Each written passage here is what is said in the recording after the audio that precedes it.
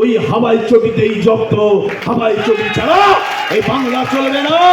একটা হাওয়াই চটি আজকে প্রমাণ করে দিয়েছে বাংলার বুকে দাঁড়িয়ে।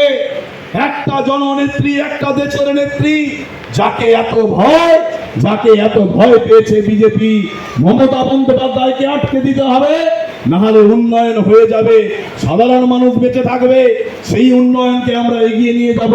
24-এর নির্বাচন, এই নির্বাচনে আসুন সকলে মিলে একজোট হয়ে দিদির হাতকে শক্ত করি। দিদির প্রার্থীকে জয়লাভ করতে হবে। কাঁথি জিতলে হবে না, তমলুক জিতলে হবে না, এমন প্রচার সারা রাজ্য জুড়ে করতে হবে।